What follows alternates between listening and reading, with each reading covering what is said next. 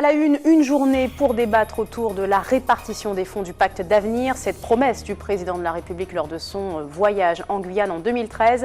Les élus se sont retrouvés à la collectivité dans un climat de tension pour déblayer le projet. Le point à suivre. Fin de conflit à la MDPH. Un accord a été trouvé entre les employés et la CTG dont elle dépend. De nouvelles mesures, notamment sécuritaires, ont été prises suite au dialogue mené tout au long du week-end. On fait le point dans quelques instants. Et puis une exposition à suivre, le trompe-l'œil de Pat Can Renaudin. L'artiste peintre et sculpteur présente jusqu'à la fin du mois son œuvre, 25 tableaux dans lesquels les visiteurs pourront tenter de découvrir les formes de la nature. Bonsoir, bienvenue dans cette édition. C'était un rendez-vous important pour l'avenir du département. Conseillers territoriaux, parlementaires, élus de conseils consultatifs et maires se sont donc réunis en salle plénière pour peaufiner les grands axes d'action du pacte d'avenir. Une journée de travaux sous tension, même si aucun vote n'était au programme. Point d'achoppement, notamment le temps imparti pour prendre des décisions. Jonathan Lariot. Les regards sont durs durant le séminaire sur le pacte d'avenir. Dans la salle plénière de l'hôtel de la collectivité territoriale, les élus de toute la Guyane ont débattu sur les modalités qu'ils espèrent faire passer sur cette proposition de l'État. Si demain la Guyane avait Columbus, si demain la Guyane avait Northgate, si demain la Guyane avait le plan pétrolier, on n'aurait même plus besoin des dotations de l'État. Le pacte d'avenir proposé il y a déjà 3 ans par le président de la République. Tout d'abord, une folle promesse de 6 milliards d'euros. Puis une réévaluation par le président de la collectivité territoriale de Guyane qui estime le besoin à 2 milliards d'euros dans un document présenté à l'Élysée. Aujourd'hui, c'est à hauteur de 600 millions d'euros qu'est fixé le montant de cet engagement pour les premiers chantiers.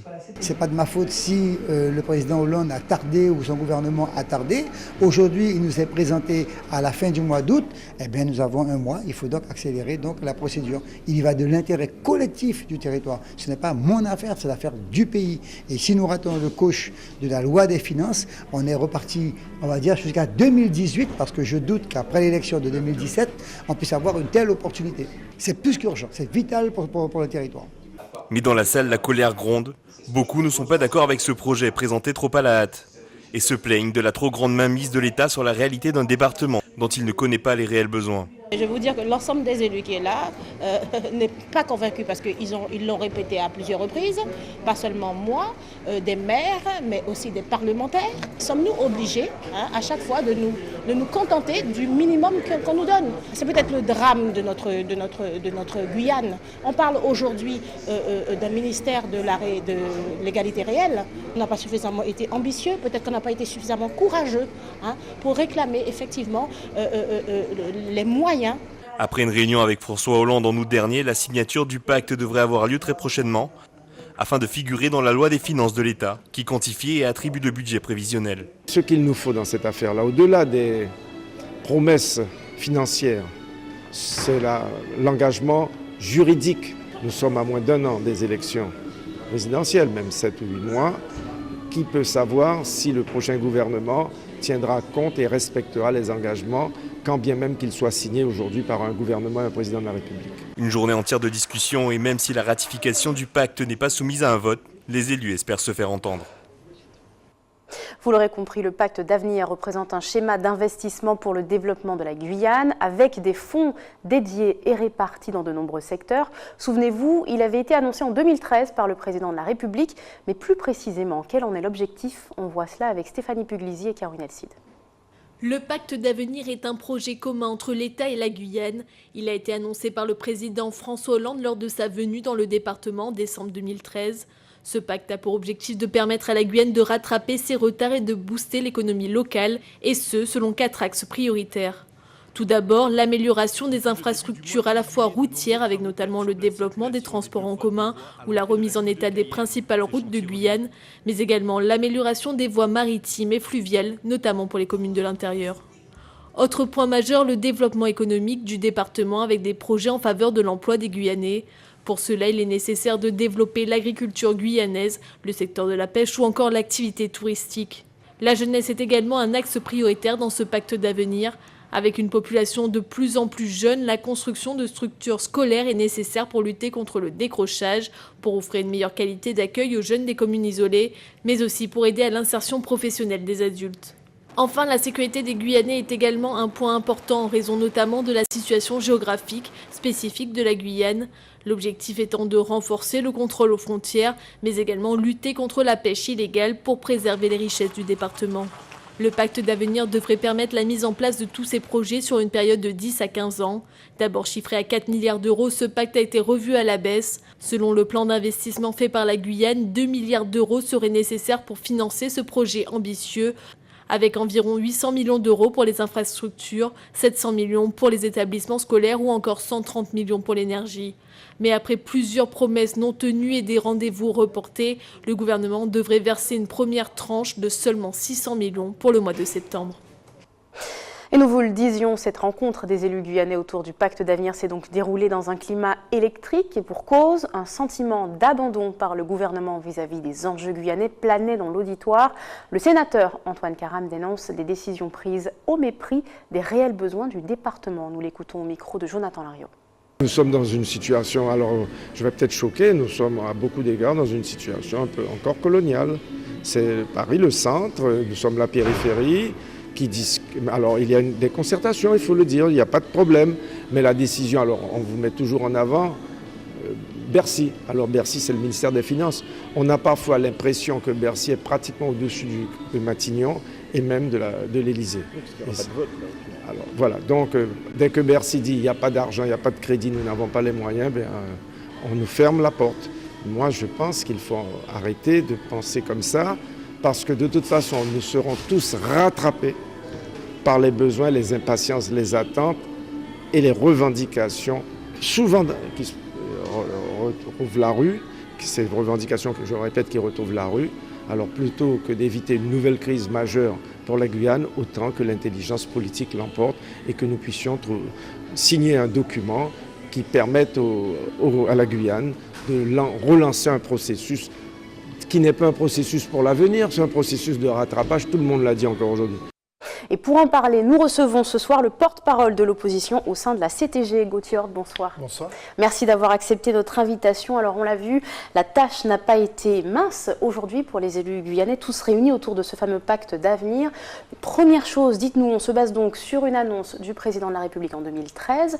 On n'a pas spécialement de traces écrites par rapport à cette annonce, en tout cas, on s'est lancé dans ce projet. Quelle somme est concernée? Au départ, il était question de 6 milliards d'euros, puis 2 milliards évalués par le président de la CTG, et aujourd'hui 600 millions.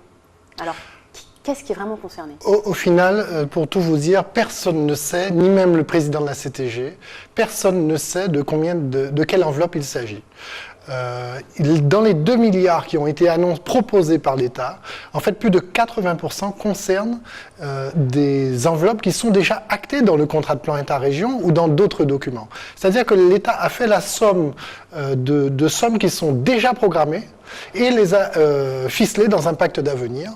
Par exemple, le pacte d'avenir... C'est l'enveloppe finalement. C'est une enveloppe. Par exemple, vous trouverez pour 87 millions d'euros le maintien des pompiers de Paris pour surveiller la base spatiale.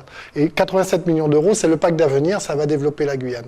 Donc c'est comme ça que le pacte d'avenir est fait. Alors que sait-on justement sur cette répartition de l'argent qu'on ne connaît pas encore, mais comment s'étoffe ce pacte d'avenir sur le département? Alors le pacte d'avenir est présenté en 10 points. Nous avons déploré que le pacte d'avenir, premièrement, ait été fait un peu je voudrais dire en catimini, entre le président de la CTG et le gouvernement, puisque nous avons bien vu que toutes les forces politiques locales de Guyane ont été exclues de la conception du pacte d'avenir, même si le président de la CTG dit le contraire. Et finalement, on voit une trame qui est un peu ahurissante, tant elle ne répond pas, de par l'ampleur des investissements à faire et de par la temporalité, c'est-à-dire le besoin urgent des investissements qu'il faut faire par la Guyane. C'est ahurissant de voir à quel point il y a un décalage entre la réalité du terrain et ce qui est en train d'être proposé par l'État et contre-proposé par la CTG. Vous avez entendu notamment les propos d'Antoine Karam à l'instant qui disait un peu ce que vous êtes en train d'expliquer, c'est-à-dire ce décalage entre la réalité et ce qui est proposé. Justement, vous avez tenu aujourd'hui des propos assez forts vis-à-vis du président de la CTG. Vous lui reprochez de ne pas être assez solide vis-à-vis de l'État. Alors tout à fait, et je me suis même indigné de voir à quel point le président se montre arrogant concernant le personnel de la CTG, les agents de la CTG qui tous les jours ouvrent la boutique, qui font tourner la boutique, qui refusent de discuter avec eux, d'écouter leurs souffrances, qui se cachent derrière les anciennes collectivités pour ne pas ouvrir le débat, alors que lorsqu'il va à Paris, il a une attitude totalement différente. Le président l'invite à Copacabana, à Rio, on va se dorer à Rio. Et lorsqu'il s'agit de parler aux Guyanais, on parle avec une telle arrogance. Il a fallu lui dire que s'il avait le toupet qu'il a lorsqu'il parle aux Guyanais pour aller à Paris, certainement la Guyane avancerait beaucoup plus. Alors on reviendra sur le mouvement justement de l'UTG qui reprend une partie de ce que vous êtes en train d'exprimer à l'instant. Mais avant ça, vous parlez de l'attitude à avoir face au gouvernement. Selon vous, quelle est-elle? Que faudrait-il faire vis-à-vis de l'État? Alors l'élément essentiel dans ce pacte d'avenir, ce qu'il faut retenir, c'est que tout le monde, enfin en tout cas la CTG et le gouvernement, évitent soigneusement la question de fond. C'est quoi la question de fond? C'est la gouvernance. C'est-à-dire que nous avons défendu ce matin, notre groupe, la position qu'il faudrait partager la gouvernance de ce territoire sur la question du foncier, sur la question du sous-sol, sur la question de l'immigration, sur la question de la fiscalité. Ce n'est que comme ça que nous arriverons à agiter des leviers qui nous seront favorables. Tant qu'on ne positionnera pas l'élu guyanais au centre de la décision, eh bien, on aura toujours des décisions comme celle-ci en décalage avec la réalité. Vous voulez dire qu'ils ne sont pas assez concertés? Alors, je veux dire qu'ils ne sont pas assez concertés, qu'ils ne sont pas suffisamment responsabilisés dans le processus de la décision.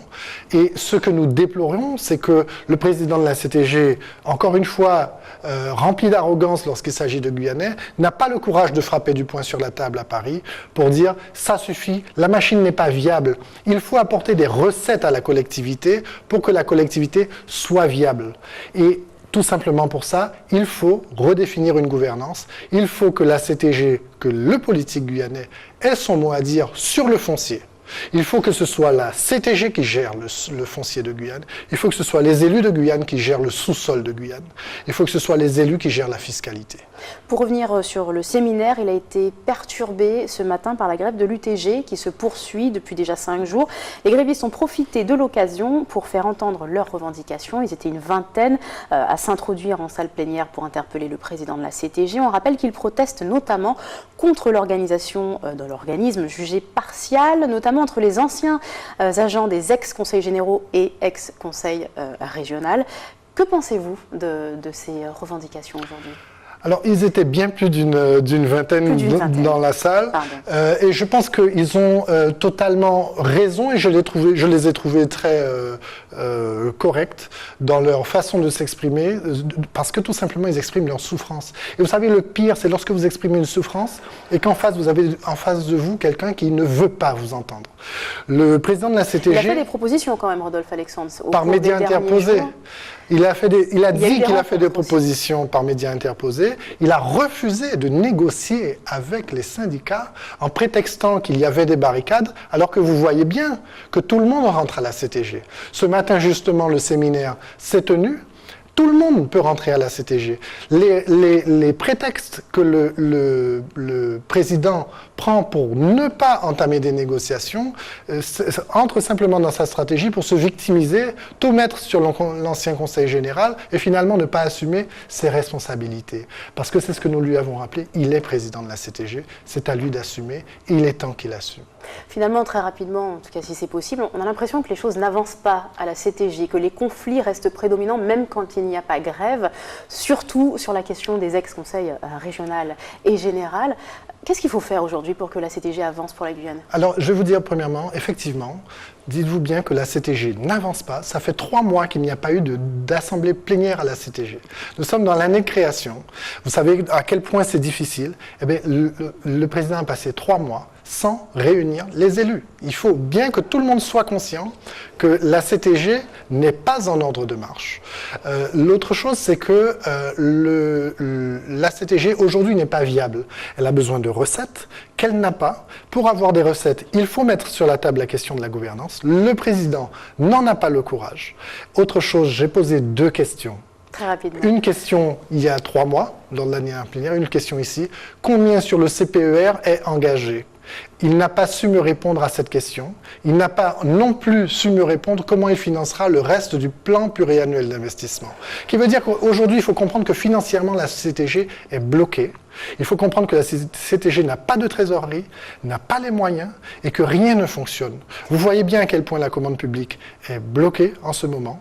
C'est parce que, au lieu de dire la vérité, au lieu d'avouer finalement il a été élu, mais maintenant la CTG ne peut pas fonctionner, il continue à vouloir être le premier de la classe et finalement mentir plutôt que de poser le vrai problème, le problème de la gouvernance. Gauthier, nous allons devoir nous quitter, mais juste avant, une dernière question, rien à voir. Est-ce que vous avez l'intention de vous présenter aux élections législatives? Non. La réponse est claire. Merci d'avoir été avec nous. On poursuit dans le même temps avec un protocole d'accord qui a été trouvé dans le conflit de la maison départementale des personnes handicapées, enclenché en même temps que la grève de la CTG. Les agents auraient obtenu des réponses satisfaisantes à leurs revendications au cours des échanges du week-end. On rappelle qu'ils dénonçaient un manque de personnel, de mauvaises conditions de travail ainsi que des problèmes de sécurité. Plus de précisions avec la responsable pour l'accès aux droits de la MDPH au micro de Jonathan Lariot. Comme on demandait des choses basiques, donc il n'a pas été compliqué de nous les accorder, à savoir la sécurisation des locaux, la remise en place d'un système d'alarme qui évitera les vols, puisqu'on avait subi un vol, la remise en place des badges d'accès aux locaux qui permettra au personnel de ne plus rencontrer les difficultés qu'il rencontrait, la mise à disposition d'un agent de sécurité parce que l'environnement est relativement problématique. On avait des problèmes qui concernaient également l'hygiène des locaux. Donc pour un bon accueil des usagers dans un environnement adéquat et conforme aux règles d'hygiène, on a obtenu des fonds, on a obtenu la contribution qui permettra de faire face aux premiers impératifs financiers. On a obtenu une discussion sur la problématique du parc informatique puisque les ordinateurs étaient obsolètes et qu'il convient en fait de remettre tout ça au goût du jour pour que les dossiers des usagers avancent plus rapidement. Et surtout le problème du médecin.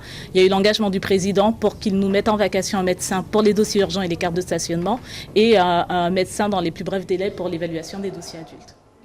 Restez avec nous dans quelques instants, nous verrons la liste des ouvrages sélectionnés pour le prix Carbet des lycéens dans l'édition 2017 qui vient d'être lancée et puis nous découvrirons l'exposition d'un artiste qui joue les illusionnistes, Pacan Renaudin, présente ses 25 toiles nature, reportage à suivre dans quelques instants.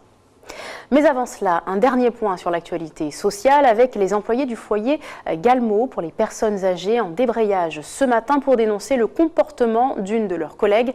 Selon eux, l'employée irrespectueuse profiterait également de la vulnérabilité des pensionnaires.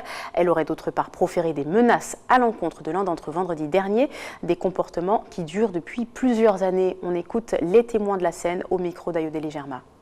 Elle ne respecte pas les personnes âgées, elle injure les personnes âgées, elle agresse, elle menace les personnes âgées. Depuis qu'elle est rentrée ici, au moins 4 ans, ça dure ici. À chaque fois, on parle, il n'y a rien ne se fait. Alors aujourd'hui, on demande que ça stoppe. On est dans un foyer. Les gens viennent dans un foyer, c'est pour se porter bien, mais pas pour venir en souffrance. Nous aussi, comme agents, on souffre. Si les grandes personnes souffrent, nous aussi, nous souffrons. Alors, je veux le respect vers les grandes personnes et vers nous. Et notez que le maire de Cayenne s'est rendu sur place ce matin et s'est entretenu avec la direction de l'établissement afin que des mesures soient prises.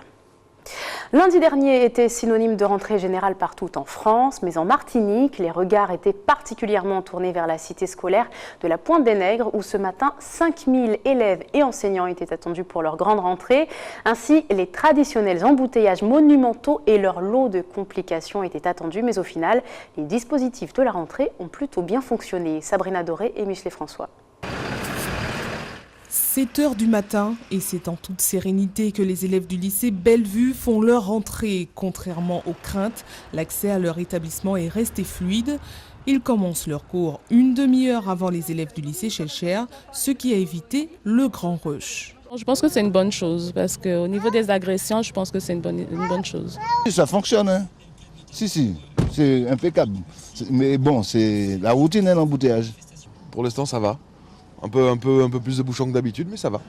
Parmi les plans mis en place pour fluidifier la circulation, les parents et les bus sont invités à déposer les élèves dès l'entrée du stade Louis-Achille. Les jeunes peuvent alors le traverser pour accéder plus rapidement à leurs établissements. Une marche qui ne convainc pas tous les concernés. On va marcher, alors que déjà on nous avait dit que le bus arrivait jusqu'à l'entrée du lycée. Au final, il s'arrête sur le parking devant là, donc j'ai dû le faire à pied. Plutôt fluide finalement, parce qu'on peut passer par le stade Louis-Achille, donc nos parents pouvaient nous déposer avant et puis on pouvait faire le reste à pied. Ça met beaucoup d'embouteillages, c'est déjà un truc. Donc j'ai dû descendre depuis Pérou et faire à pied pour venir. Donc finalement, le plan de circulation, ça ne se passe pas si bien que ça. Quand même, ça nous met en retard. Quand même. Une rentrée observée de près par la CTM. 7 élus et agents ont été mobilisés sur les différents accès aux établissements afin d'identifier les problèmes qui n'auraient pas été anticipés. J'y étais depuis 6 heures. Ça nous a permis d'identifier que dès 6 heures, les portes devront être ouvertes au niveau du stade Louis-Achille, puisqu'on a des élèves qui arrivent déjà. Donc on a mis des agents de sécurité de part et d'autre, donc ça a l'air de fonctionner. Maintenant, il faut être vigilant. On a vu que les 45 places qui sont identifiées au stade Louis-Achille pour les professeurs n'ont pas été utilisées, donc il semblerait que les professeurs aient eu assez de place dans tout le site pour pouvoir se garer ce matin en tout cas. Et les parents étaient à mon avis très responsables, puisque beaucoup sont arrivés en contrebas par la Pointe de la Vierge. Les autres ont garé leurs enfants, non pas en parking minute, mais en parking seconde, ce qui a permis de gagner du temps et donc d'avoir à mon avis une rentrée tout à fait correcte. En tout, ce sont 5000 élèves et enseignants qui seront accueillis chaque jour sur ce multisite. Dès la matinée, les 4 proviseurs des lycées Schellcher, Joseph Gaillard, Dumas Jean-Joseph et Bellevue se sont entretenus pour faire un premier bilan et mettre en place leur année de travail. Chaque établissement gère son personnel, gère ses élèves, puisque nous avons tenu à garder l'entité de chacun et je crois que les choses pour l'instant se passent bien. La cellule mise en place par la CTM sera présente pendant les 15 prochains jours aux abords des établissements. Elle interviendra ensuite une fois par semaine jusqu'aux vacances de la Toussaint. 6 livres pour une seule place. L'édition 2017 du prix Carbet des lycées est lancée. Les jeunes de Guyane et des Antilles devront sélectionner leurs favoris parmi des ouvrages de 5 territoires. Le lauréat sera connu le 20 mars prochain. Ayodele Gerba. 6 ouvrages sont mis à l'honneur pour le prix Carbet des lycéens. Le Carnaval des Innocents du Colombien Evelio Rosero, Une aube de vie de Raymond Boutin de la Guadeloupe, Kandiao de l'haïtien Lionel Trouillot, Trésor d'Alexia Mackenzie de la Jamaïque, et enfin 2 auteurs martiniquais avec L'archipel des nomades de Louison Casal et Le cri muet de l'iguane de Daniel Picouli. Les élèves participants dans les 9 lycées retenus en Guyane devront lire ces 6 ouvrages et en délivrer un exposé oral lors d'une finale qui aura lieu en Guadeloupe en mars prochain. Et on termine avec un trompe-l'œil signé Patcan Renaudin. L'artiste peintre et sculpteur présente jusqu'à la fin du mois son œuvre. 25 tableaux dans lesquels les visiteurs pourront tenter de découvrir les formes qui se cachent derrière les représentations de la nature. Présentation avec Ayodele Germa. Là, on peut voir un personnage là, qui est assis de dos, mais dans ses cheveux, on peut voir aussi un autre personnage. Il y a beaucoup de têtes, hein, c'est vrai, non, mais parce que je trouve que les têtes expriment des sentiments, justement, et ça renforce l'expression, disons, parce qu'on est accoutumé à l'expression des visages et à déchiffrer leurs sentiments aussi. Et c'est en peignant que j'ai découvert ça, quoi. C'est pas quelque chose qu'on peut faire vraiment par calcul, quoi, parce que c'est trop complexe, finalement, pour calculer tous les enchevêtrements. C'est plus par une forme d'abandon total qui fait qu'on voit de plus en plus de choses et que d'un moment on n'a plus besoin que de les souligner parce qu'on les voit simplement, quoi. Et effectivement dans la même chose on peut voir énormément de choses. C'est un peu ce que je voudrais communiquer, quoi. Les choses apparaissent à travers la nature beaucoup plus facilement, quoi. C'est vrai que on va plus facilement le percevoir en regardant des nuages, ou en regardant la forêt, ou en regardant l'eau. Il y a des sujets qui se prêtent plus facilement à cet imaginaire des transformations finalement, quoi. C'est le plaisir de la peinture aussi, c'est que c'est un langage plus large dans un sens, quoi. Parce que en 3 dimensions, on est un petit peu freiné, quoi, disons. Que la peinture débouche sur quelque chose de beaucoup plus imaginaire, quoi, en fait. Ainsi s'achève votre journal. Avant de se quitter, voici le rappel des titres. Une journée pour débattre autour de la répartition des fonds du pacte d'avenir. Cette promesse du président de la République lors de son passage dans le département en 2013. Les élus de Guyane se sont retrouvés à la collectivité dans un climat de tension. Fin de conflit à la MDPH. Un accord a été trouvé entre les employés et la CTG dont elle dépend. De nouvelles mesures, notamment sécuritaires, ont été prises suite au dialogue mené tout au long du week-end. Et puis c'était un trompe-l'œil signé Patcan Renaudin. L'artiste peintre et sculpteur présente jusqu'à la fin du mois son œuvre, 25 tableaux dans lesquels les visiteurs pourront tenter de découvrir des formes qui se cachent derrière la nature. Ne bougez pas, dans un instant, l'info nationale et internationale avec nos confrères de TF1, puis les programmes continuent sur votre antenne ATV Guyane. Très bonne soirée à vous, à demain.